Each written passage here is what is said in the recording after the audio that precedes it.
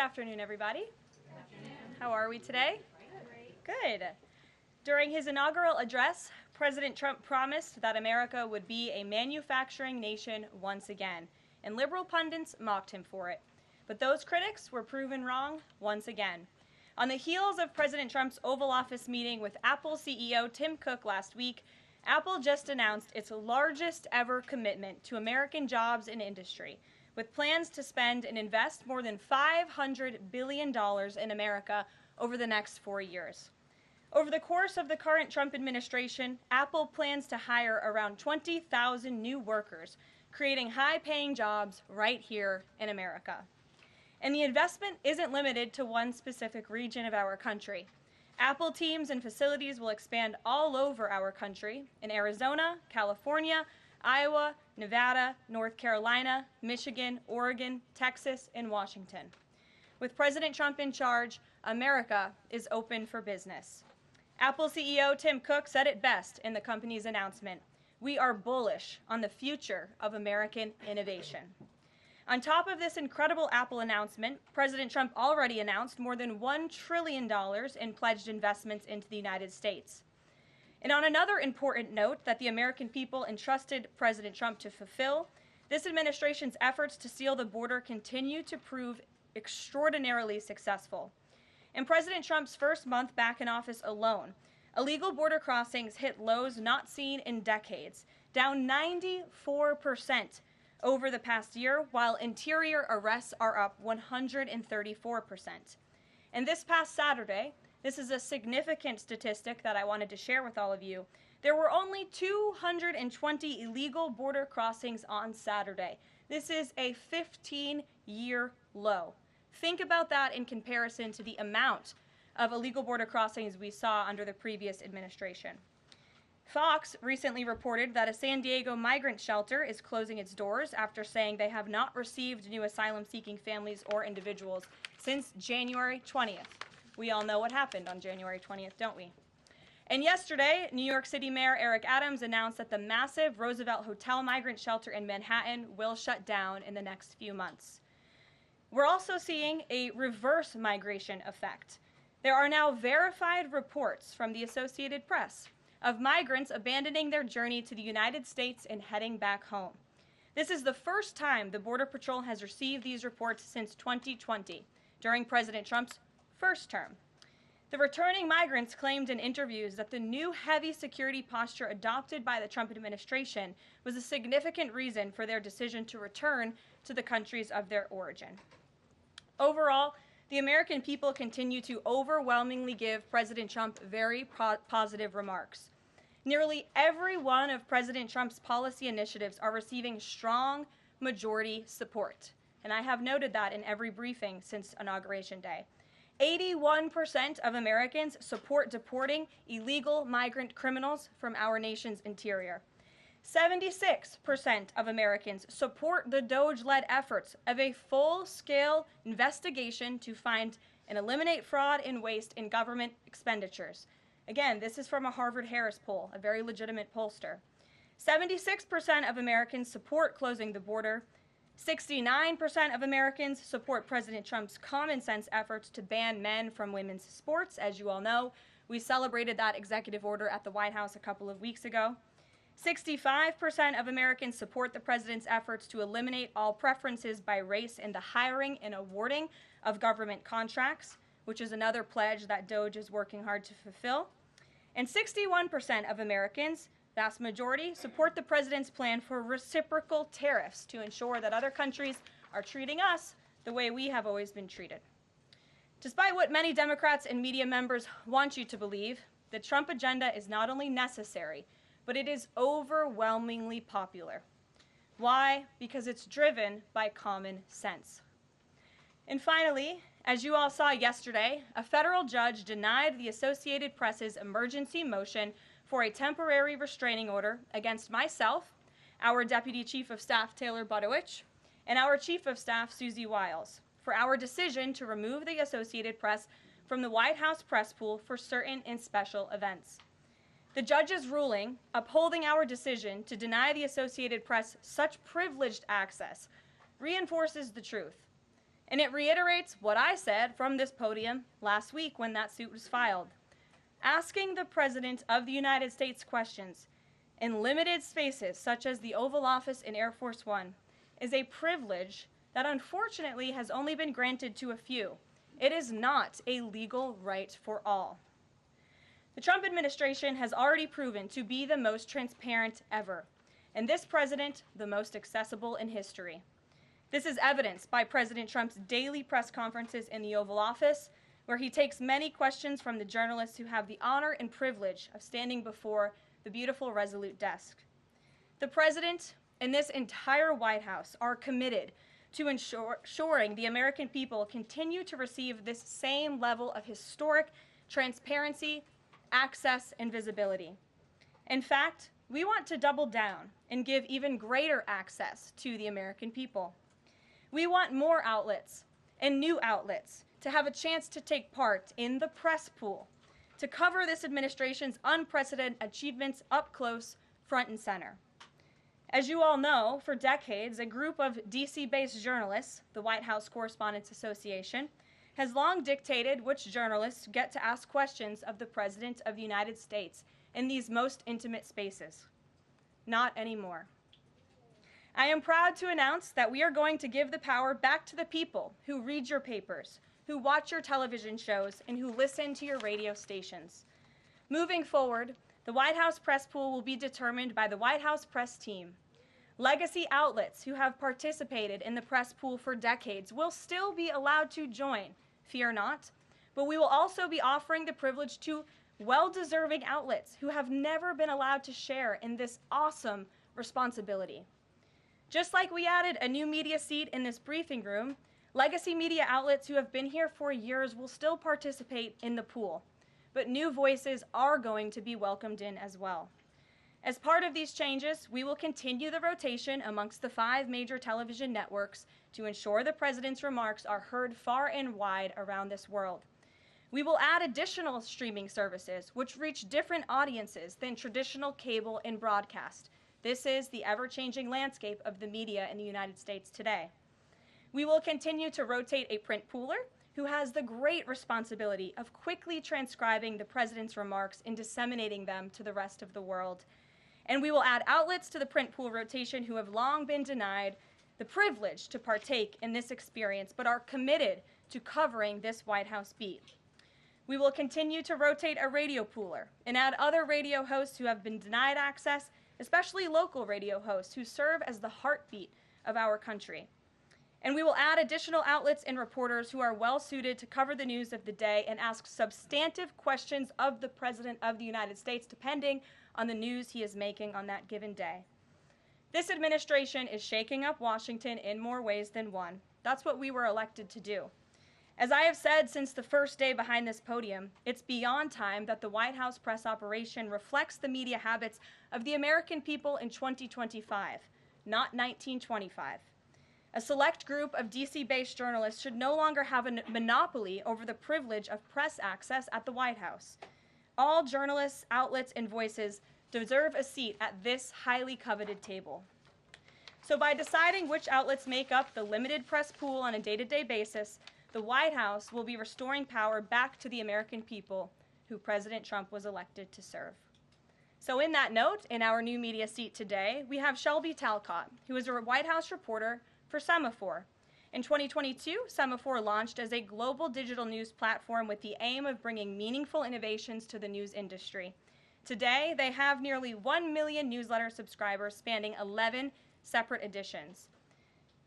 With that, Shelby, I will take your questions. Thanks, Caroline. I've got 2 for you. One on foreign policy. Over the weekend, the President's Special Missions Envoy, Rick Grenell, was talking about Venezuela, and he said that the President isn't someone who wants regime change. Other administration officials have made clear that they don't see Maduro as the rightful leader. What is this administration's policy on a new government in Venezuela? I think the President has made his position on Venezuela quite clear. He stands in opposition to the Maduro regime, and Secretary Rubio has spoken on this extensively as well. And then on DOGE, last night Elon Musk said that a failure to respond a second time will result in termination. Will there be additional rounds of the did you do this week email from DOGE to federal workers? And what's the guidance on the federal workers who have been instructed by their agencies not to reply? So a couple of things on this. First of all, let's just take a step back and talk about this idea. The president sent out a truth last weekend to Elon Musk saying he loves everything Elon is doing and he wants him to be even more aggressive because DOGE thus far has proven incredibly successful in making our government more efficient. And so Elon and DOGE came up with this idea. Elon has implemented this at his private companies. It has proven successful. And it's a very simple idea when you think about it. All the Office of Personnel Management is asking, all this administration is asking, President Trump is asking, is for federal workers who live off of the American taxpayer's dime to send 5 bullet points of what they have done in the previous week. That is all we are asking for. And so the Office of Personnel and Management sent out additional guidance last night. Those responses should be directed to agency leadership, and the president defers to his cabinet secretaries, who he's obviously entrusted to pursue the guidance relative to their specific workforce. And for some of the agencies that you've seen who have said, please don't send these emails, it's in their best interest for that specific agency, and the president supports that. And let me be very clear, the president and Elon, his entire cabinet are working as one unified team, and they are implementing these very common sense solutions. You're welcome. Jackie. Thank you. One follow-up on the question. So about the deadline, Alina Habba said that you have until tonight. Elon Musk said a failure to respond a second time would result in termination. So is that a real deadline? Should federal workers be looking to that guidance, or should they be looking to the agency heads? Like, what is the actual deadline? So again, the agency heads will determine the best practices for their employees at their specific agencies. Again, this was an idea that Elon come up with. DOGE worked with OPM to actually implement the idea, and the secretaries are responsible for their specific workforce. And this is true of the hirings and the firings that have taken place. And we advise federal workers, unless your agency has dictated you not to respond to this email. In fact, I can announce that we've had more than 1 million workers who have chosen to participate in this very simple task of, again, sending 5 bullet points to your direct supervisor or manager, CCing OPM. I actually participated in myself. It took me about a minute and a half to think of 5 things I did last week. I do 5 things in about 10 minutes, and all federal workers should be working at the same pace that President Trump is working and moving. We have a country to save, and we want this federal government to be responsive to the needs of the American people who re-elected this president to have historic, massive reform, and that's what the intention of this idea is. Can you clarify one thing, though? Because Elon Musk also said that a reason that they wanted this 5 things email was just to see if people are actually alive. Citing that there are some federal workers who might not even be alive.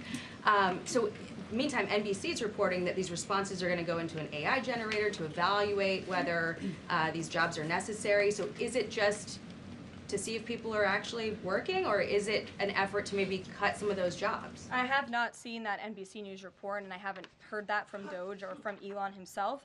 Again, this is to ensure that federal workers are not ripping off American taxpayers, that they are showing up to the office, and that they are doing their jobs. That's what the American people expect, and it's a very simple task to complete. I did it myself, and I was more than happy to do it because I'm very grateful that I am serving the American people on the American taxpayer's dime.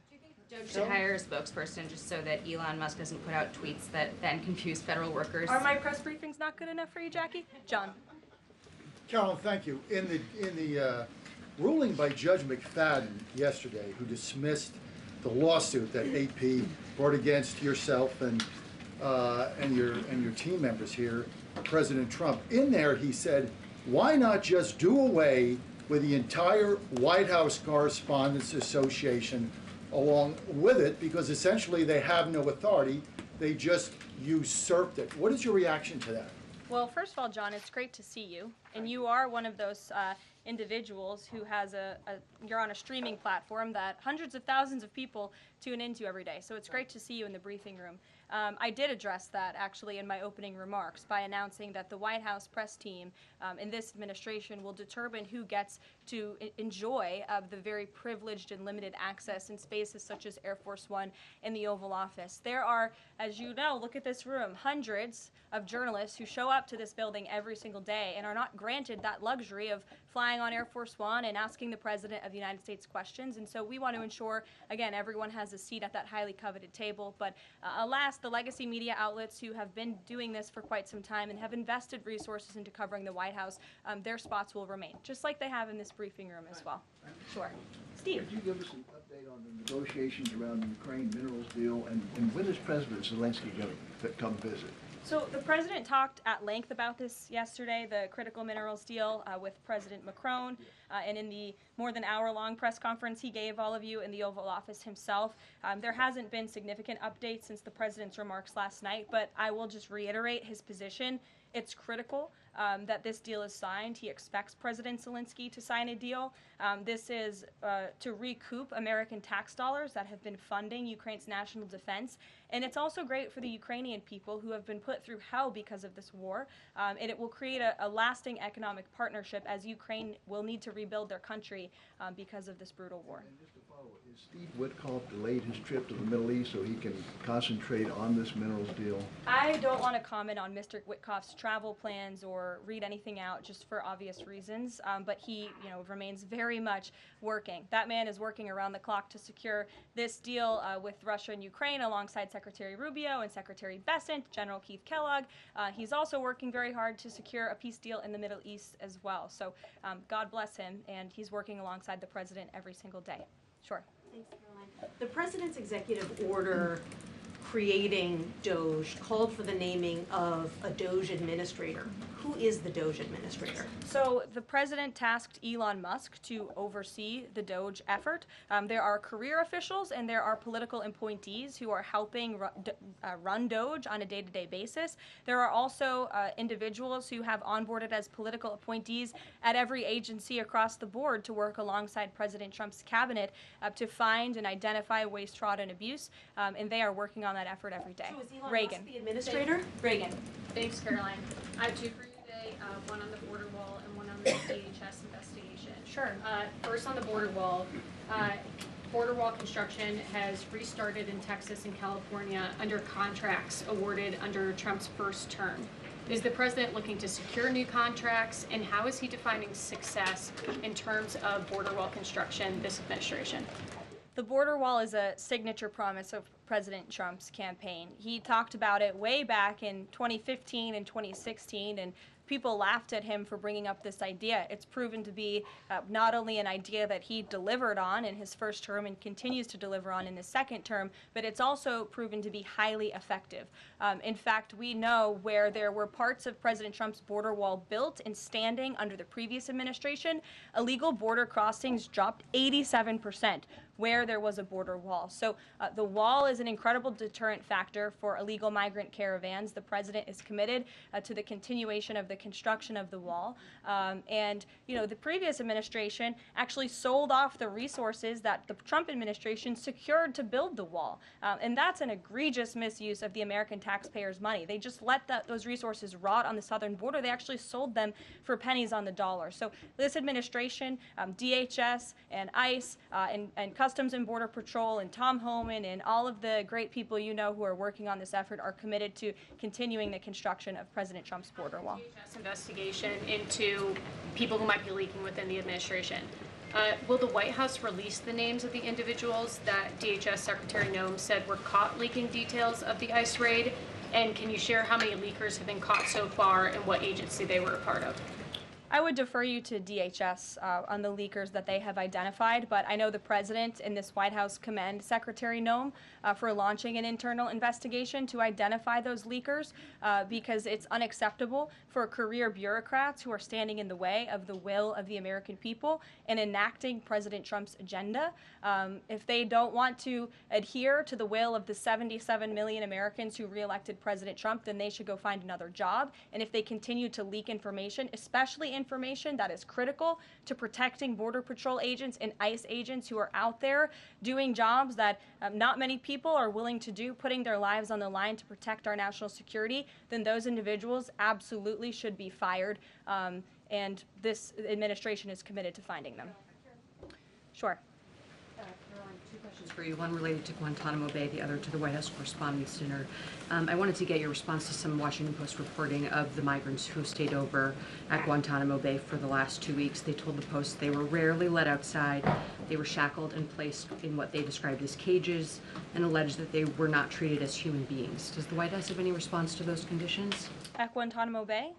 It's a promise the president campaigned on, that if you invade our nation's borders, if you break our country's laws, and if then you further commit heinous, brutal crimes in the interior of our country, like raping and murdering innocent, law-abiding women and girls, and committing heinous acts of violence, then you are going to be deported from this country, and you may be held at Guantanamo Bay.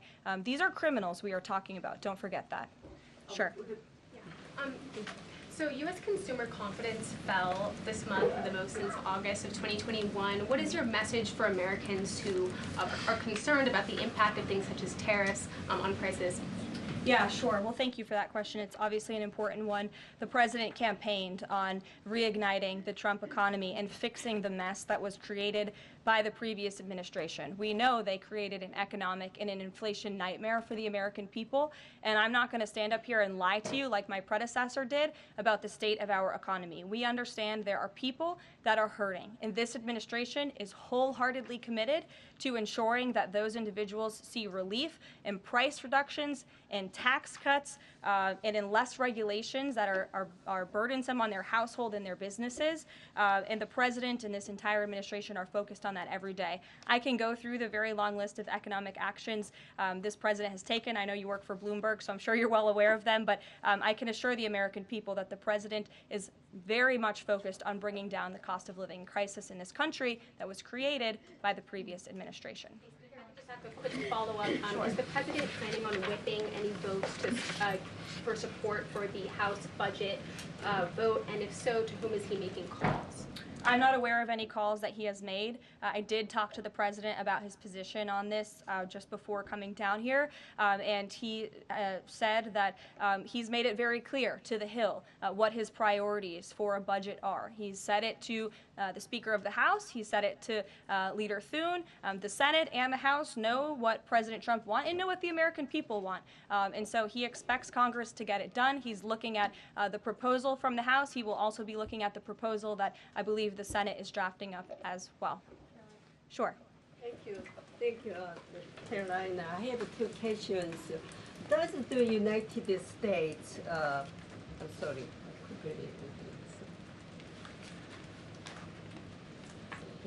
Well, why don't you identify your question and I'll come back to you.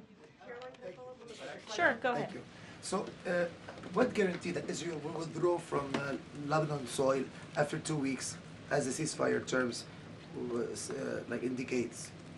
I'm not sure about the guarantee that you're referring to. I can tell you that this administration remains very much engaged. We know the deadline for the Phase 1 ceasefire is imminent, so Steve Witkoff, whom I mentioned earlier, and the President's administration and his team and the President himself remain very much engaged. We want to see the ceasefire continue, and the President has made it very clear he wants to see all of the hostages who have been held in captivity in Gaza returned home. Jeff. Carolyn, I was wondering if is Elon Musk going to attend the president's first cabinet meeting tomorrow? He is, as a matter of fact. I spoke to the president about that before coming down here as well. And Elon, considering he is working alongside the president and our cabinet secretaries, this entire administration will be in attendance tomorrow just to talk about DOGE's efforts and how all of the cabinet secretaries are identifying waste, fraud, and abuse at their respective agencies. We look forward to the meeting tomorrow, and I think you'll be hearing from the president and his cabinet where they're on campus tomorrow. I hope you guys are excited. So some of those cabinet members were caught off guard by the email from Saturday. Nobody was caught off guard. A few departments said they were caught off guard. The FBI was, the DOJ was, Did anonymous sources say that, or did the cabinet secretary say that? The cabinet secretaries and others have said that they were not aware that this was happening. So I'm wondering, will there be a give and take tomorrow at the cabinet meeting? Is Elon Musk or the president open to any type of dialogue about who is actually in charge of the chain of command of these workers? I would reject the premise of your question, Jeff. The cabinet secretaries have not said that. I know anonymous sources, probably career bureaucrats, have leaked that to many of you in this room. But as I said at the beginning of this press conference, everybody is working as one team, and the president respects the decisions of his cabinet secretaries to tell his staff, their staff, not to respond to that email because they did so out of interests of national security, and they don't want to obviously risk confidential information. It's pretty common sense. Dasha. Musk has obviously been doing a lot of work. He's been working every day, and a lot of the time weekends. He is designated as a special government employee, which means that he can only work 130 days per year. Is the White House expecting him to limit his work to 130 days, or are you going to work around those rules? Do you want to see him extend beyond the 130 So days? today is February 25th, so I think we've been here about 35 days roughly. So ask me in another 100 days. Daniel. Caroline, thank you. You opened up with a major announcement from Apple, $500 billion, 20,000 jobs, doubling its advanced manufacturing fund. Yeah. What does that signal that such a global brand would make what it called its largest ever spend commitment just a month into President Trump's second term? What does that signal about his economic vision for the country? President Trump is a deal maker, and he has restored confidence in business leaders around this entire world. Apple is one of the largest companies on the face of the planet. They employ hundreds of thousands of Americans, but the president wants to see more Americans employed, more investments here in the United States of America. And this is another fulfillment of the president's campaign promises. I recall President Trump at his rallies on the campaign telling the world that if and when I am elected, America is going to be back, and we want your investments to be driven onshore. We want you to hire American workers, and you will have the lowest regulatory burden, the lowest tax cuts, and the president has already proven he's committed to slashing regulation. He's counting on Congress to implement those tax cuts. And so people are encouraged by the president's, again, as Tim Cook called it, they're bullish about American innovation because of the leadership of this president. And it's a stark contrast to the leadership of the previous administration, Joe Biden, who I don't think spent any time trying to recruit any investments or jobs here at home. Mary.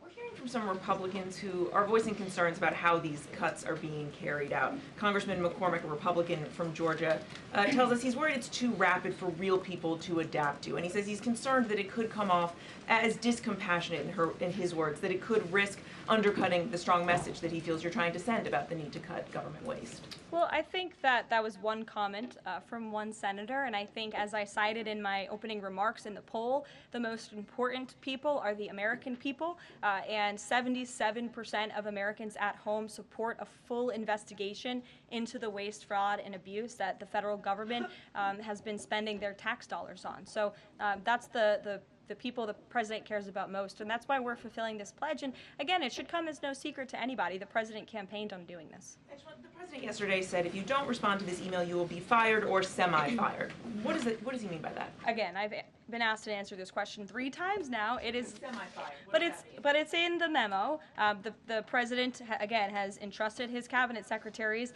to oversee their workforce. That's why he nominated them to be cabinet secretaries, and so federal workers can be directed to their agency leadership. Sure.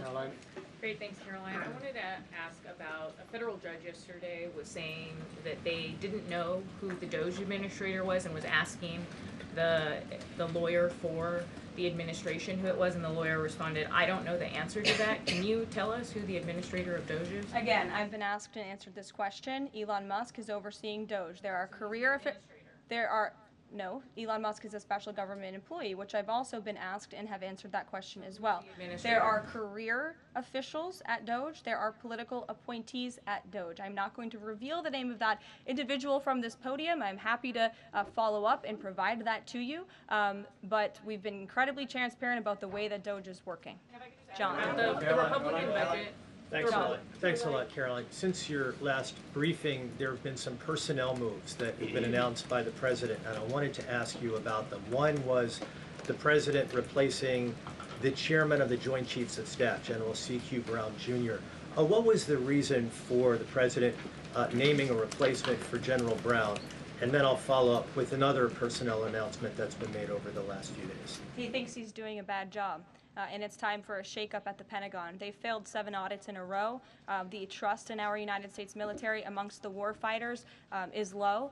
The president is shaking up the Pentagon and the Department of Defense, of course, with Secretary Hegseth leading, and he has the right to do that. It's actually quite common from administration to administration to do such a thing. The president, when he swore him in as the Chief of Staff for the Air Force, called him a great man and a great gentleman. Does he distance himself from the remarks that he made back in August of 2020? I think replacing him speaks for itself. James. There's one other one, if I'm sorry, thank you. On the FBI, the president also announced a new deputy director of the FBI, Dan Bongino. From what has been reported, and maybe this is not accurate reporting, you can tell me, the FBI director, Kash Patel, informed Republican senators that it would be an individual named as the deputy who was a special agent currently at the FBI, and of course Mr. Bongino is not. What was the reason for naming Mr. Bongino to this position, and was Mr. Patel not correct in making that assurance to those senators? I'm not sure if anybody in this room has listened to Mr. Bongino when he talks about the past corruption at the FBI, when he talks about his experience serving for the United States Secret Service. This is a man who loves his country and who has honorably served our country in ways that many people have not. He understands the depth of the corruption at these institutions, which the American people re-elected President Trump to shake up. And I think it's quite despicable to see many networks in this room who have had chyrons on their television screens labeling Mr. Bongino as a far-right podcaster.